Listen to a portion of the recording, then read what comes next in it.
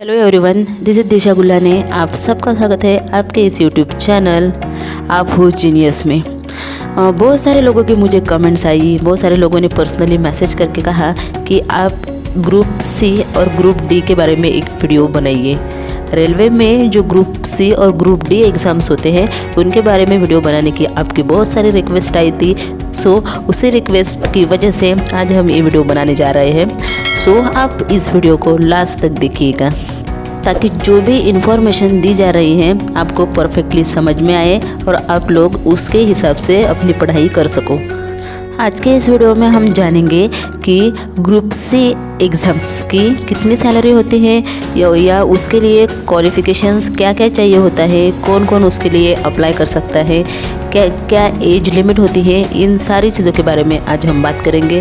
But दोस्तों, आज के वीडियो में हम सिर्फ ग्रुप सी एग्ज़ाम्स के बारे में बात करेंगे और ग्रुप डी के एग्ज़ाम के लिए हम वीडियो फिर से लेकर के आएंगे। सो ग्रुप सी एग्ज़ाम में दो तरीके के पोस्ट होते हैं, एक टेक्निकल और दूसरा नॉन टेक्निकल।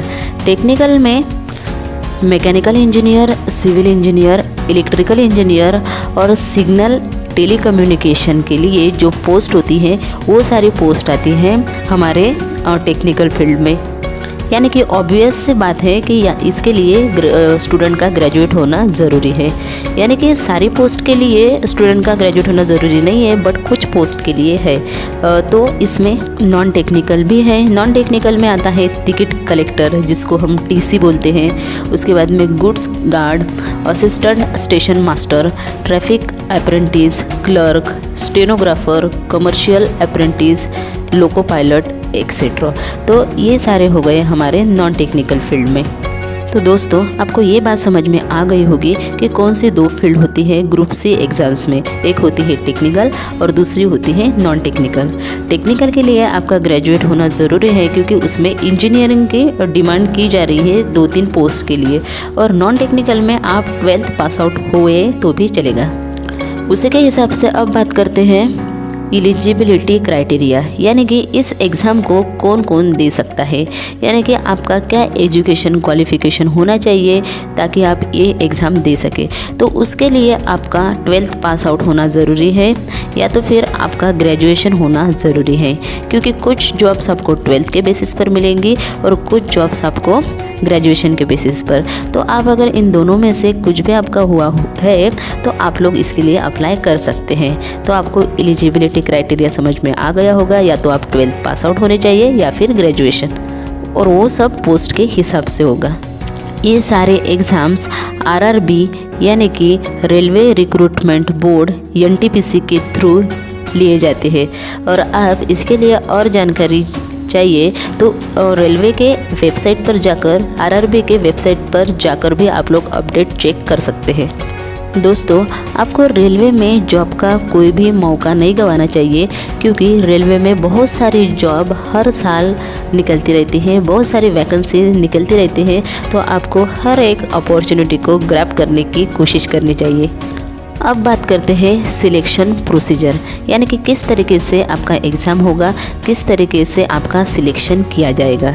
तो उसके लिए सबसे पहले तो आपको रिटन टेस्ट यानी कि लेखी परीक्षा देनी पड़ेगी, जिसमें आपको एमसीक्यू बेस्ड क्वेश्चन पूछे जाएंगे। एमसीक्यू यानी कि आपको 4 में से एक सही आंसर को टिक करना होगा। उसके बाद आपका इंटरव्यू लिया जाएगा और फिर डॉक्यूमेंट वेरिफिकेशन किए जाते हैं और उसके बाद आपका सिलेक्शन हो जाएगा। बट यहाँ पर कुछ जॉब्स के लिए ट्रेनिंग दी जाती है, जैसे कि लोको पायलट वगैरह। तो उनको कुछ महीनों की या कुछ हफ्तों की ट्रेनिंग दी जाएगी, उसके बाद उनको पोस्टिंग दी जाएगी। बट बाकी के जॉब के लिए जिनको ट्रेनिंग की ज़रूरत नहीं है उनको पोस्टिंग पे लगा दिया जाएगा।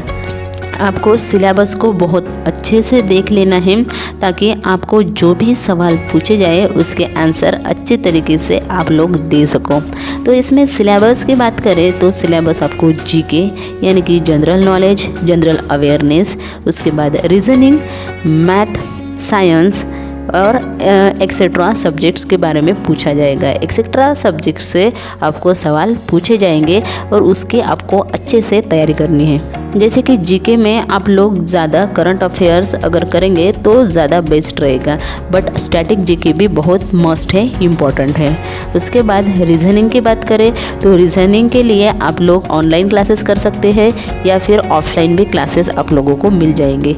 और मैथ एप्टीट्यूड के लिए भी सेम आप लोग ऑनलाइन या ऑफलाइन दोनों मोड से सीख सकते हैं।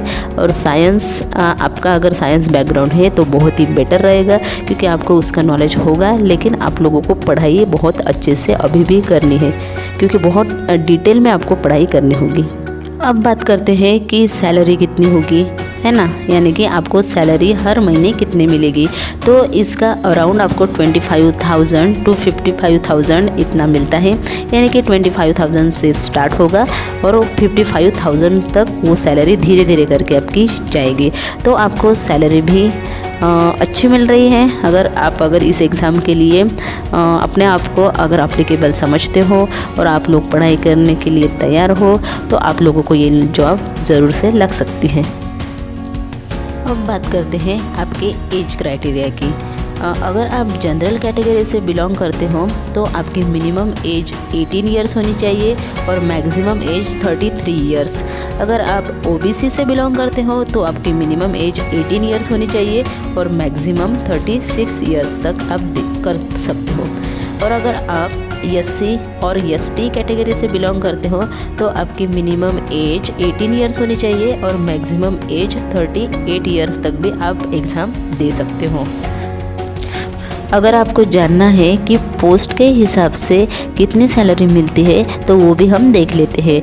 जैसे कि टेक्नीशियन की जॉब है तो आपको 30,000 पहले सैलरी मिलेगी इन हैंड। उसके बाद में अगर आप जूनियर इंजीनियर के पोस्ट पे हो तो 36,000 पर मंथ, सीनियर इंजीनियर हो तो 75,082 per month, assistant divisional engineer हो तो 58,000। उसी तरीके से अगर असिस्टेंट हो मैकेनिकल इंजीनियर में तो आपको 71,000, कमर्शियल क्लर्क हो तो 17,000, अपर डिवीजन क्लर्क हो तो 42,000, लोको पायलट के लिए 55,000। इस तरीके से दोस्तों आपको सैलरी मिलेगी और इस तरीके से आप इस एग्ज़ाम को दे सकते हैं। तो आपको दोस्तों आज के इस वीडियो से समझ में आ गया होगा कि आप ग्रुप सी एग्ज़ाम्स को किस तरीके से दे सकते हो, क्या क्या सिलेबस होता है, कौन कौन सी मतलब जॉब अपॉर्चुनिटी इसमें आपको मिल सकती है और आप किस तरीके से सिलेक्ट हो सकते हैं। तो आपको अगर इसके बारे में और जानकारी चाहिए कि पढ़ाई कैसे करनी है, सिलेबस को किस तरीके से पढ़ना है और क्या क्या करना है, तो ये सारी चीज़ें हम अगले वीडियो में देखेंगे। अगर आपको वो सारी जानकारी चाहिए तो आप लोग नीचे कमेंट में ज़रूर बताइएगा। और ग्रुप डी एग्ज़ाम के लिए हम अगला वीडियो ला रहे हैं, तो आप इस चैनल को सब्सक्राइब करना बिल्कुल भी मत भूलिएगा क्योंकि नया वीडियो आने के बाद आपको नोटिफिकेशन मिलना चाहिए। तो दोस्तों मिलते हैं अगली वीडियो में, तब तक के लिए धन्यवाद।